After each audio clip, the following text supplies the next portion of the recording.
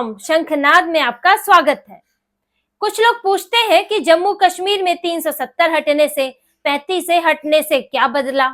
जम्मू कश्मीर के यूटी बन जाने से क्या बदला है। लेकिन इन बदलावों के बाद अब जम्मू कश्मीर में ऐसा कुछ हुआ है जो कि जम्मू कश्मीर के राजनीतिक इतिहास में अभी तक नहीं हुआ।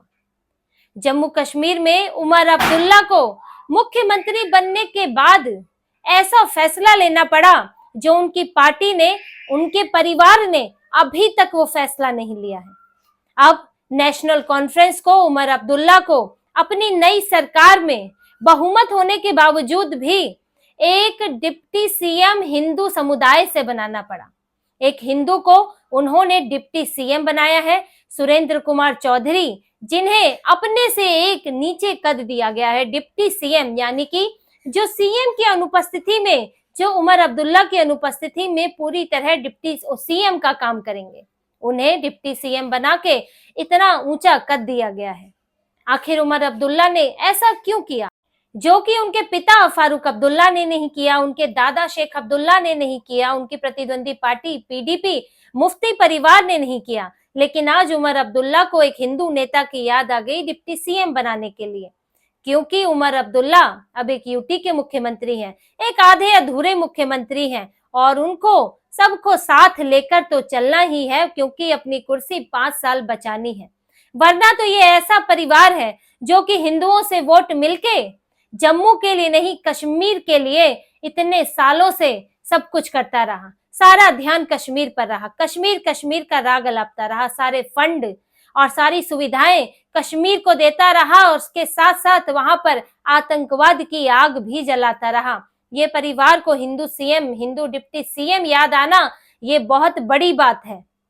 क्योंकि आप इनका इतिहास देखिए कि ये जब से चुनाव लड़ रहे हैं तब से इन्होंने ऐसा नहीं किया है।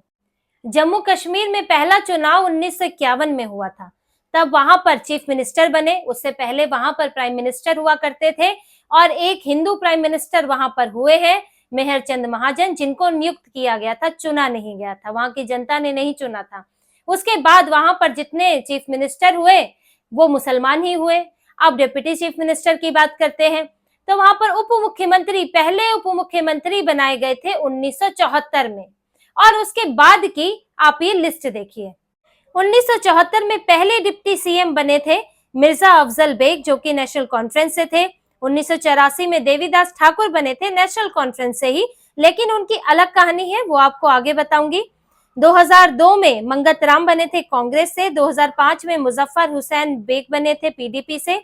2009 में ताराचंद थे कांग्रेस से, 2015-16 में निर्मल कुमार सिंह थे बीजेपी से, 2018 में कविंदर गुप्ता थे बीजेपी से और अब सुरेंद्र कुमार चौधरी होंगे।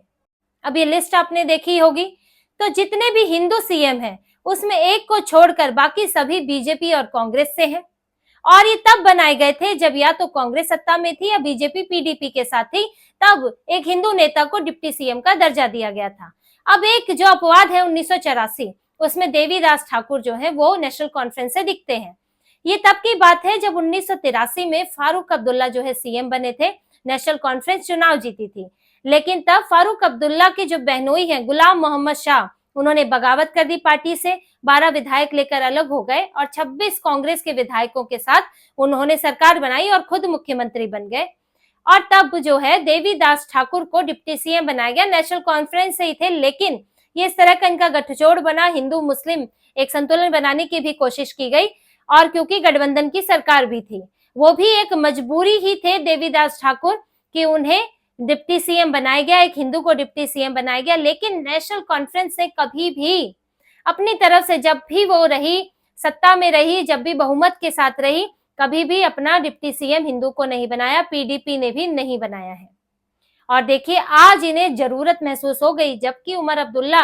41 या कहें अभी तो 42 है, जब तक एक नहीं छोड़ रहे हैं, तो 42 सीटें जीत कर लाए हैं। उन्हें निर्दलीयों से समर्थन है, उन्हें कांग्रेस से समर्थन है। वो चाहते तो किसी को भी, किसी भी मुस्लिम को डिप्टी सीएम बना सकते थे, और ये भी है कि इन लोगों को हिंदुओं से कोई प्यार तो है नहीं, लेकिन फिर भी इन्होंने नौशेरा के विधायक सुरेंद्र कुमार चौधरी को जो है डिप्टी सीएम बनाने का फैसला किया। नौशेरा से आपको ये भी बता दें कि बीजेपी के प्रदेश अध्यक्ष रविंद्र रैना चुनाव लड़े थे, वो वहां से हार गए और इसीलिए भी एक चुनने की वजह बनती है, दिखाने के लिए कि हमें बीजेपी की तर्ज पर हमारा नेता चुना गया है, नौशेरा में उनको चुना गया, तो ये दिखाने के लिए भी है कि लोग हमें पसंद करते हैं और हम डिप्टी सीएम बनाकर एक हिंदू को हम महत्व दे रहे हैं। लेकिन ये जो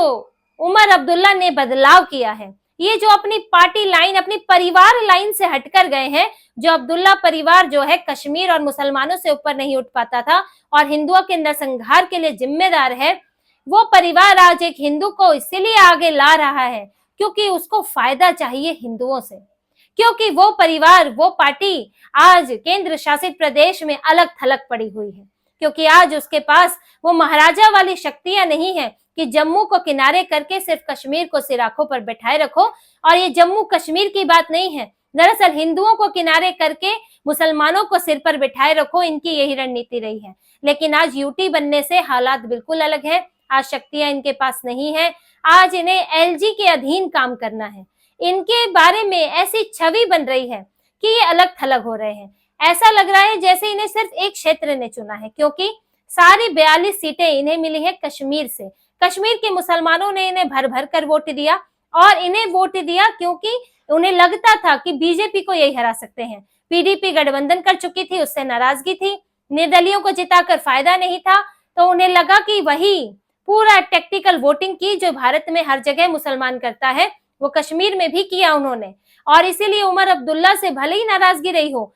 लेकिन फिर भी उमर अब्दुल्ला को वोट दिया और जिताया। और ये अब इसके बाद ये ऐसा मैसेज जा रहा है कि उमर अब्दुल्ला से जम्मू का इलाका जो है वो नाराज है। देखिए, जम्मू में ये कहेंगे कि बीजेपी को ऐसा नहीं है कि पूरी तरह 100% एकजुट होकर वोट मिल गया हो, लेकिन ये जरूर है कि जम्मू के हिंदू बहुल इलाकों से उमर अब्दुल्ला, नेशनल कॉन्फ्रेंस और पीडीपी को पूरी तरह से बाहर खदेड़ दिया गया है, यहाँ तक कि कांग्रेस को भी खदेड़ दिया। भले ही कुछ निर्दलियों को वोट दे दिया, कुछ निर्दलीय जीत गए छंब जैसे इलाके में जो हिंदू बहुल है, लेकिन किसी ने भी नेशनल कॉन्फ्रेंस, पीडीपी और कांग्रेस को मुंह नहीं लगाया, इन्हें बाहर का रास्ता दिखा दिया। और अब ये छवि जा रही है कि उमर अब्दुल्ला जो है वो तो आधे हिस्से के ही मुख्यमंत्री हैं, आधे के नहीं है। और लेकिन अब उन्हें क्या करना है, पहले वाली बात होती तो कोई बात नहीं थी, पहले भी ये छवि थी, लेकिन इस छवि में ये नहीं चलेगा। इस छवि में उनको जाके स्टेटहुड मांगना है और वो दिखाना चाहते हैं कि पूरा राज्य मेरे साथ है, और पूरा राज्य जो है वो स्टेटहुड मांग रहा है, पूर्ण राज्य का दर्जा मांग रहा है। अगर जम्मू के लोग उनसे अलग थलग रहेंगे, उनकी इस मांग में साथ नहीं देंगे, तो फिर भारत सरकार के पास भी आधार होंगे कि पूरे राज्य को तो नहीं चाहिए, और दूसरा वहां की स्थितियां, वहां के लोगों को ही नहीं लगता है कि उन्हें स्टेटहुड मिलना चाहिए, तो फिर केंद्र सरकार एफर्ट क्यों करेगी।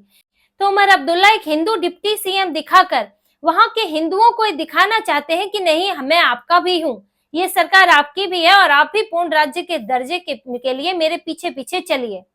जबकि वहां के जम्मू के लोग वो कहीं बेहतर हैं नेशनल कॉन्फ्रेंस के इस आधे अधूरे मुख्यमंत्री के साथ,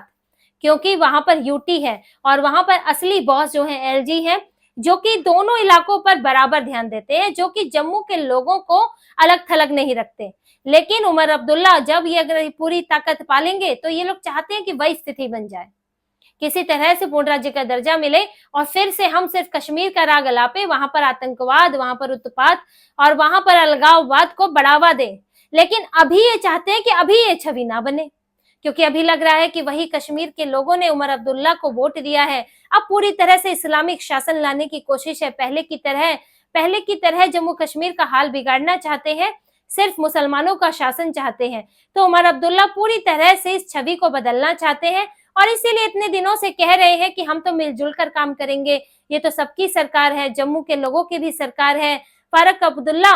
वो जाते हैं दशहरा में तो कहते हैं कि जो कश्मीरी हिंदू चले गए थे, अब ये उनके लौटने का सही समय है, वो वापस लौट आए। और जब ये जा रहे थे, रलीफ गलीफ चलीफ चल रहा था, तब यही फारूक अब्दुल्ला विदेश घूम रहे थे। इनके बहनोई जो हैं, जो मुख्यमंत्री थे बाद में, वो अपनी आंखें बंद करके बैठे थे, दंगे हुए अलग अलग जगहों पर और इन्होंने एक कदम नहीं उठाया और कश्मीरी हिंदुओं को वहां से भागना पड़ा।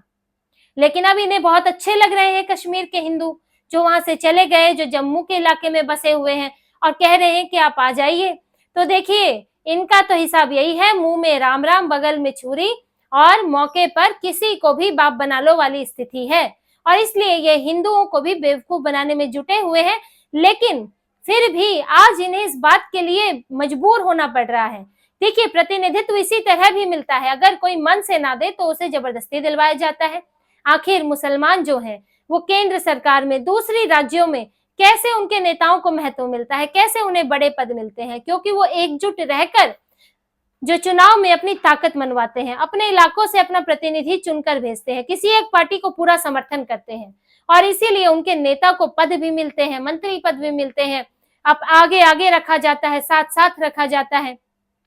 तो यहाँ पर क्योंकि जम्मू के लोगों ने भी कम से कम इन्हें खदेड़ने में एकजुटता दिखाई, एनसी को और पीडीपी को और कांग्रेस को, तो ऐसे में अब इन्हें याद आ गई है हिंदुओं की, तो चाहे अनचाहे, चाहे आप दिखावे के तौर पर ही सही, लेकिन आपको एक हिंदू नेता को महत्व देना ही पड़ा। और उमर अब्दुल्ला, अब देखिए उनके घुटने टेकने की शुरुआत हो गई है। पहले ही वो आधे तो घुटने झुका ही चुके हैं, ये बोलकर कि हम तो कोई समस्या नहीं है, हम तो मिलजुल कर काम करेंगे, क्योंकि आप खाली हाथ है, रेवेन्यू आपको है नहीं, वादे आप कितने कर चुके, 370 आप ला नहीं सकते, पूर्ण राज्य भी आपके बस की बात नहीं है, तो इसीलिए पहले ही हथियार डाल के बैठे हैं, हम तो अच्छे रिश्ते चाहते हैं। अब दूसरा घुटने उन्होंने यहाँ टेक दिए पूरी तरह की, एक हिंदू को डिप्टी सीएम बना दिया। अब तो देखिए उमर अब्दुल्ला अगले 5 साल में पूरे जमीन पर लेट जाएंगे, नतमस्तक हो जाएंगे कि किसी तरह मुझे जो है सरकार चलाने दो 5 साल, क्योंकि इतनी जल्दी पूर्ण राज्य का दर्जा नहीं मिलेगा, और अगर पूर्ण राज्य का दर्जा आप नहीं दिला पाए